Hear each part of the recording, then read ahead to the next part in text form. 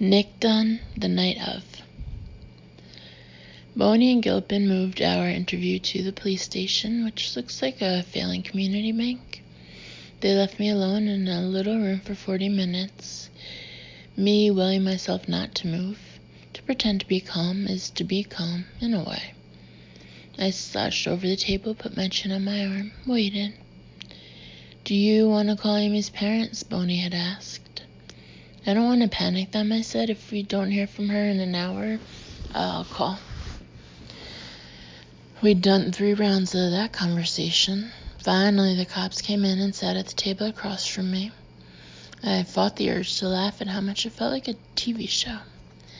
This is the same room I'd been surfing through late-night cable for the past 10 years, and the 2 cops, weary and tense, acted like the stars. Totally fake. Epcot Police Station. Boney was even holding a paper coffee cup and a manila folder that looked like a cup prop. I felt giddy. Felt for a moment we're all pretend people. Let's play the missing wife game. "You okay there, Nick?" Boney asked. "I'm okay. Why?" "You're smiling." The giddiness slid to the tile floor. "I'm sorry, it's all just..." "I know," Boney said, giving me a look that was like a hand pat. "It's too strange, I know." She cleared her throat. "First of all, we want to make sure you're comfortable here. You need anything, just let us know. The more information you can give us right now, the better, but you can leave at any time. It's not a problem either." "Whatever you need." "Okay, great, thank you," she said. Okay, I want to get the annoying stuff out of the way first, the crap stuff. If your wife was indeed abducted, and we don't know that, but if it comes to that, we want to catch the guy, and when we catch the guy, we want to nail him hard, no way out, no wiggle room." "Right. So we have to rule you out real quick, real easy, so the guy can't come back and say we didn't rule you out. You know what I mean?" I nodded mechanically. I didn't really know what she meant, but I wanted to seem as cooperative as possible. "Whatever you need." "We don't want to freak you out," Gilpin added. "We just want to cover all the bases." Fine by me. It's always the husband, I thought. Everyone knows it's always the husband. So why can't they just say it? "We suspect you because you're the husband." And it's always the husband. Just switch Dateline. "Okay, great, Nick."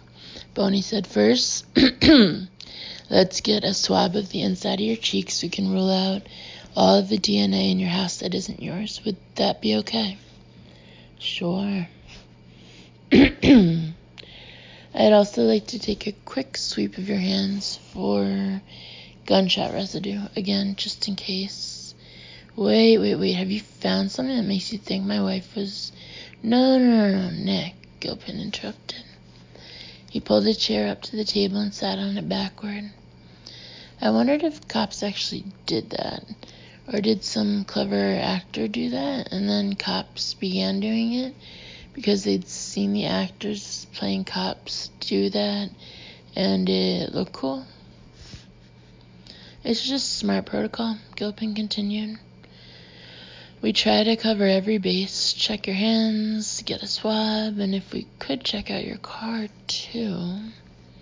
Of course, like I said, whatever you need." "Thank you, Nick. I really appreciate it.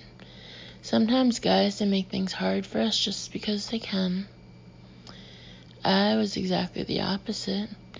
My father had infused my childhood with unspoken blame. He was the kind of man who skulked around looking for things to be angry at. This had turned Go defensive and extremely unlikely to take unwarranted shit. It had turned me into a knee-jerk suck-up to authority. Mom, Dad, teachers, whatever makes your job easier, sir or madam. I craved a constant stream of approval. You'd literally lie, cheat, and steal, hell, kill, to convince people you are a good guy, Go once said. We were in line for knishes at Jonas Schimmel's, not far from Go's old New York apartment. That's how well I remember the moment. And I lost my appetite because it was so completely true, and I never realized it. And even as she was saying it, I thought, I will never forget this. This is one of those moments that will be lodged in my brain forever. We made small talk, the cops and I, about the July 4th fireworks and the weather, while my hands were tested for gunshot residue, and the slick inside of my cheek was cotton-tipped. Pretending it was normal, a trip to the dentist. When it was done, Bonnie put another cup of coffee in front of me, squeezed my shoulder. I'm sorry about that. Worst part of the job. You think you're up to a few questions now? It'd really help us. Yes, definitely. Fire away. She placed a slim digital tape recorder on the table in front of me. You mind? This way you won't have to answer the same questions over and over and over. She wanted to tape me so I'd be nailed to one story. I should call a lawyer, I thought. But only guilty people need lawyers, so I nodded. No problem. So, Amy, Bonnie said, you two been living here how long? Just about 2 years. And she's originally from New York City. Yes. She got a job, Gilpin said. No, she used to write personality quizzes. The detective swapped a look. Quizzes? For teen magazines, women's magazines, I said. Are you the jealous type? Take our quiz and find out. Do guys find you too intimidating? Take our quiz and find out. Very cool. I love those, Bonnie said. I didn't know that was an actual job, writing those, like a career. Well, it's not anymore. The internet is packed with quizzes for free. Amy's were smarter. She had a master's in psychology, has a master's in psychology. I guffawed, uncomfortable at my gaffe, but smart can't beat free. Then what? I shrugged. Then we moved back here. She's just kind of staying at home right now. Oh, you guys got kids then? Bonnie chirped as if she discovered good news. No. Oh, so then what does she do most days? That's my question too. Amy was once a woman who did a little of everything, all the time. When we moved in together, she'd made an intense study of French cooking, displaying hyper quick knife skills and an inspired For her 34th birthday, we flew to Barcelona, and she stunned me by rolling off trills of conversational Spanish, learned in months of secret lessons. My wife had a brilliant popping brain, a greedy curiosity, but her obsessions tended to be fueled by competition. She needed to dazzle men and jealousify women. Of course, Amy can cook French cuisine and speak fluent Spanish and garden and knit and run marathons and day trade stocks and fly a plane and look like a runway model doing it. She needed to be amazing Amy all the time. Here in Missouri, the women shop at Target. They make diligent, comforting meals. They laugh about how little high school Spanish they remember. Competition doesn't interest them. Amy's relentless achieving is greeted with open-palmed acceptance and maybe a bit of pity. It was about the worst outcome possible for my competitive wife. A town of contented also-rans. She has a lot of hobbies, I said. Anything worrying you? Bonnie asked, looking worried. You're not concerned about drugs or drinking? I'm not speaking ill of your wife. A lot of housewives, more than you'd guess, they pass the day that way. The days, they get long when you're by yourself, and if the drinking turns to drugs, I'm not talking heroin, but even prescription painkillers, well, there are some pretty awful characters selling around here right now. The drug trade has gotten bad, Gilpin said. We've had a bunch of police layoffs, 1/5 of the force. And we were tight to begin with. I mean, it's bad. We're overrun. Had a housewife, nice lady. Got a tooth knocked out last month over some Oxycontin, Bonnie prompted. No, Amy might have a glass of wine or something, but not drugs. Bonnie eyed me. This was clearly not the answer she wanted. She has some good friends here, and we'd like to call some of them, just make sure. No offense, sometimes the spouse is the last to know when drugs are involved. People get ashamed, especially women.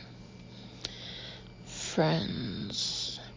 In New York, Amy made and shed friends weekly. They were like her project. She'd get intensely excited about them. Paula, who gave her singing lessons and had a wicked good voice.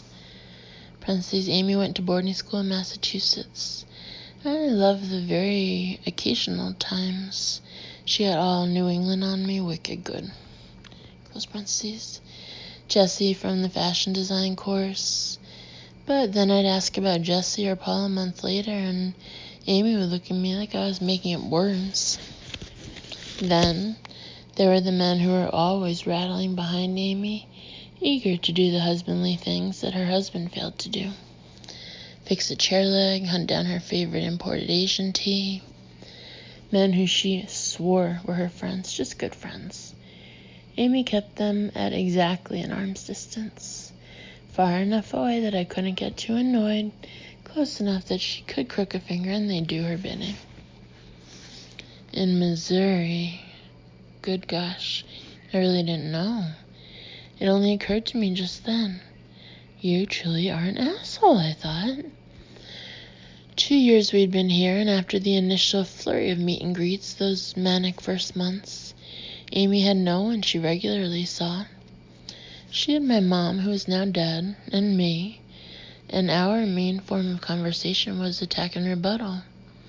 When we'd been back home for a year, I'd asked her faux gallantly, "And how are you liking North Carthage, Mrs. Dunne?" "New Carthage, you mean?" she'd replied. I refused to ask her the reference, but I knew it was an insult. She's a few good friends, but they're mostly back east. Her folks, they live in New York City. And you still haven't called any of these people? Bonnie asked, a bemused smile on her face. I've been doing everything else you've been asking me to do. I haven't had a chance. I'd signed away permission to trace credit cards and ATMs and track Amy's cell phone. I'd handed over a ghost cell number in the name of Sue, the widow at the bar who could presumably attest to the time I arrived. Baby of the family, she shook her head. You really do remind me of my little brother. A beat. That's a compliment, I swear. She dotes on him, Gilpin said, scribbling in a notebook. Okay, so you left the house at about 7:30 a.m. and you showed up at the bar at about noon, and in between you were at the beach. There's a beachhead about 10 miles north of our house. A not overly pleasant collection of sand and silt and beer bottle shards. Trash barrels overflowing with styrofoam cups and dirty diapers. But there's a picnic table upwind that gets nice sun, and if you stare directly at the river, you can ignore the other crap. I sometimes bring my coffee and the paper and just sit.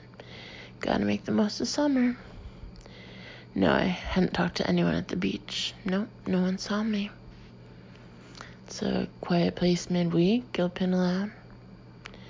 If the police talked to anyone who knew me, they'd quickly learn that I rarely went to the beach, and that I never sometimes brought my coffee to just enjoy the morning. I have Irish white skin and an impatience for navel gazing. A beach boy I am not. I told the police that because it had been Amy's idea for me to go sit in the spot where I could be alone and watch the river I loved and ponder our life together. She said this to me this morning after we'd eaten her crepes. She leaned forward on the table and said, I know we are having a tough time. I still love you so much, Nick, and I know I have a lot of things to work on.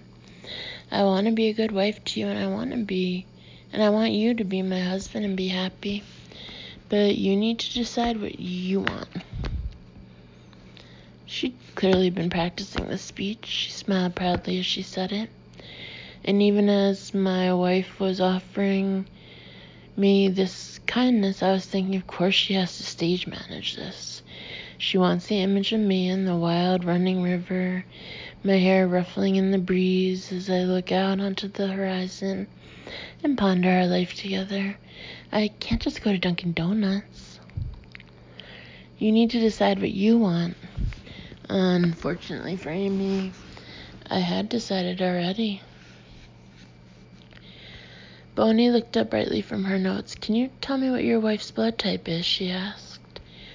No, I don't know. You don't know your wife's blood type? Maybe O, I guessed. Bonnie frowned, then made a drawn-out, yoga-like sound.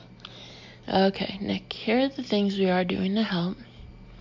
She listed them. Amy's cell was being monitored, her photos circulated, her credit cards tracked. Known sex offenders in the area were being interviewed. Our sparse neighborhood was being canvassed. Our home phone was tapped in case any ransom calls came in. I wasn't sure what to say now. I raked my memory for the lines. What does the husband say at this point in the movie? Depends on whether he's guilty or innocent. I can't say that reassures me. Are you? Is this an abduction or a missing persons case, or what exactly is going on? I knew the statistics. I knew them from the same TV show I was starring in. If the first 48 hours didn't turn up something in a case, it was likely to go unsolved. The first 48 hours were crucial. My wife is gone. My wife is gone. I realized it was the first time I'd said it the way it should have been said, panicked and angry. My dad was a man of infinite varieties of bitterness, rage, distaste. In my lifelong struggle to avoid becoming him, I had developed an inability to demonstrate much negative emotion at all. That was another thing that made me seem like a dick. My stomach could be all oiled eels, and you would get nothing from my face and less from my words. It was a constant problem. Too much control or no control at all. Nick, we are taking this extremely seriously, Bonnie said. The lab guys are over at your place as we speak, and that will give us more information to go on. Right now, the more you can tell us about your wife, the better. What is she like? The usual husband phrases came into my mind. She's sweet, she's great, she's nice, she's supportive. What is she like how? I asked. Give me an idea of her personality, Bonnie prompted. Like, what did you get her for your anniversary? Jewelry? I hadn't gotten anything quite yet, I said. I was going to do it this afternoon. I waited for her to laugh and say baby of the family again, but she didn't. Okay. Well, then tell me about her. Is she outgoing? Is she, I don't know how to say this, is she New York-y? Like what might come off to some as rude, might rub people the wrong way? I don't know. She's not a never met a stranger kind of person, but she's not abrasive enough to make someone hurt her. This was my 11th lie. The Amy of today was abrasive enough to want to hurt, sometimes. I speak specifically of the Amy of today, who is only remotely like the woman I fell in love with. It had been an awful fairy tale reverse transformation. Over just a few years, the old Amy, the girl with the big laugh and the easy ways, literally shed herself, a pile of skin and soul on the floor, and outstepped this new, brittle, bitter Amy. My wife was no longer my wife, but a razor wire knot daring me to unloop her, and I was not up to the job with my thick, numb, nervous fingers. Country fingers, flyover fingers, untrained in the intricate, dangerous work of solving Amy. When I'd hold up the bloody stumps, she'd sigh and turn to her secret mental notebook on which she tallied all my deficiencies, forever noting disappointments, frailties, shortcomings. My old Amy, damn, she was fun. She was funny. She made me laugh. I'd forgotten that. And she laughed from the bottom of her throat, from right behind that small finger-shaped hollow, which is the best place to laugh from. She released her grievances like handfuls of birdseed. They are there, and they are gone. She was not the thing she became, the thing I feared most, an angry woman. I was not good with angry women. They brought something out in me that was unsavory. She bossy? Gilpin asked. Take charge? I thought of Amy's calendar. The one that went 3 years into the future, and if you looked a year ahead, you would actually find appointments. Dermatologist, dentist, vet. She's a planner. She doesn't, wing anything. She likes to make lists and check things off, get things done. That's why this doesn't make any sense. That's why this doesn't make sense. That can drive you crazy, Boney said sympathetically, if you're not that type. You seem very B personality. I'm a little more laid back, I guess, I said. Then I added the part I was supposed to add. We round each other out. I looked at the clock on the wall and Boney touched my hand. Hey, why don't you go ahead and give a call to Amy's parents? I'm sure they'd appreciate it. It was past midnight. Amy's parents went to sleep at 9 p.m. They were strangely boastful about this early bedtime. They'd be deep asleep by now, so this would be an urgent middle-of-the-night call. Cells went off at 8:45, always, so Rand Elliott would have to walk from his bed all the way to the end of the hall to pick up the old heavy phone. He'd be fumbling with his glasses, fussy with the table lamp. He'd be telling himself all the reasons not to worry about a late-night phone call. All the harmless reasons the phone might be ringing. I dialed twice and hung up before I let the call ring through. When I did, it was Mary Beth, not Rand, who answered, her deep voice buzzing my ears. I'd only gotten to, Mary Beth, this is Nick, when I lost it. What is it, Nick? I took a breath. Is it Amy? Tell me. I'm sorry, I should have called. Tell me, damn it. We can't find Amy, I stuttered. You can't find Amy? I don't know. Amy is missing? We don't know that for sure. We're still... Since when? We're not sure. I left this morning a little after 7. And you waited till now to call us? I'm sorry, I didn't want you... Jesus Christ. We played tennis tonight. Tennis. And we could have been... My gosh. Are the police involved? You've notified them? I'm at the station right now. Put on whoever's in charge, Nick, please. Like a kid, I went to fetch Gilpin. My mommy-in-law wants to talk to you. Phoning the Elliots made it official. The emergency, Amy is gone, was spreading to the outside. I was heading back to the interview room when I heard my father's voice. Sometimes, in particularly shameful moments, I heard his voice in my head. But this was my father's voice here. His words emerged in wet bubbles like something from a rancid bog. Bitch, bitch, bitch. My father, out of his mind, had taken to flinging the word at any woman who even vaguely annoyed him. Bitch, bitch, bitch. I peered inside a conference room, and there he sat on a bench against the wall. He had been a handsome man once, intense and cleft-chinned. Jarringly dreamy was how my aunt had described him. Now he sat muttering at the floor, his blonde hair matted, trousers muddy, and arms scratched, as if he'd fought his way through a thorn bush. A line of spittle glimmered down his chin like a snail's trail, and he was flexing and unflexing arm muscles that had not yet gone to seed. A tense female officer sat next to him, her lips in an angry pucker, trying to ignore him. Bitch, bitch, bitch, I told you, bitch. What's going on? I asked her. This my father? You got our call? What call? To come get your father? She over-enunciated as if I were a dim 10-year-old.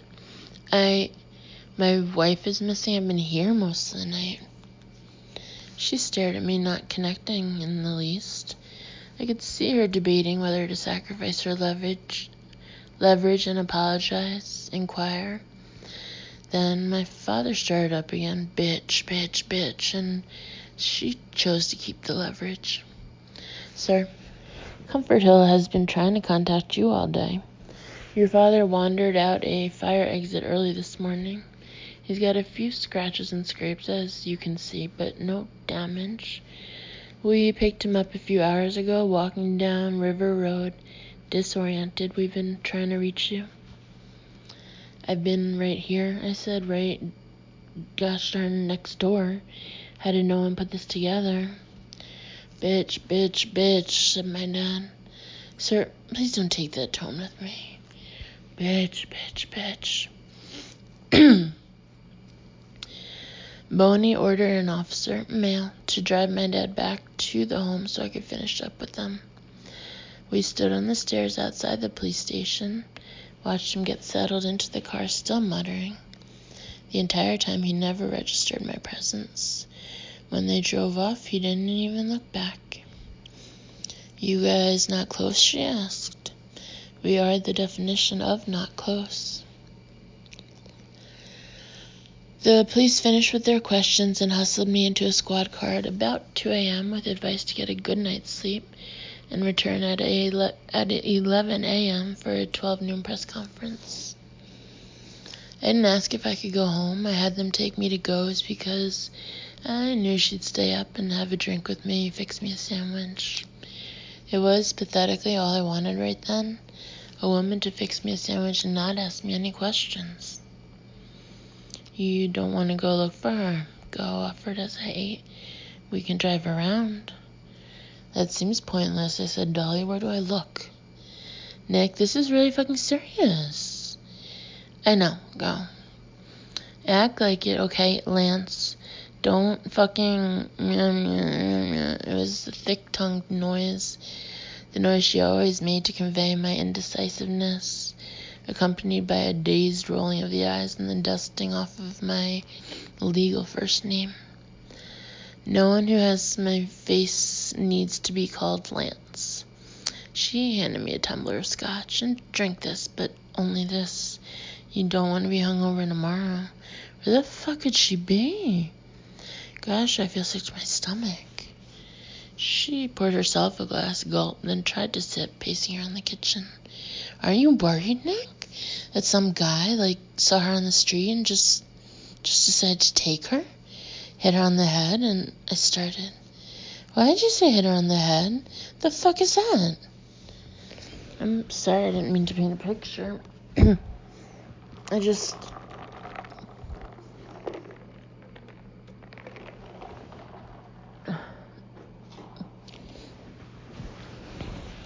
I don't know, I just keep thinking about some crazy person. She splashed some more scotch into her tumbler. Speaking of crazy people, I said Dad got out again today. They found him wandering down River Road. He's back at Comfort now. She shrugged. Okay. It was the third time in 6 months that our dad had slipped out. Go was lighting a cigarette, her thoughts still on Amy. I mean, isn't there someone we can go talk to? She asked. Something we can do? Jesus, Go. You really need me to feel more fucking impotent than I do right now? I snapped. I have no idea what I'm supposed to be doing. There's no when your wife goes missing 101. The police told me I could leave. I left. I'm just doing what they tell me. Of course you are, murmured Go, who had a long-stymied mission to turn me into a rebel. It wouldn't take. I was a kid in high school who made curfew. I was the writer who hit my deadlines, even the fake ones. I respect rules because if you follow rules, things go smoothly. Usually. Fuck, go. I'm back at the station in a few hours, okay? Can you please just be nice to me for a second? I'm scared shitless. We had a 5-second staring contest, then Go filled up my glass one more time. An apology. She sat down next to me, put a hand on my shoulder. Poor Amy, she said.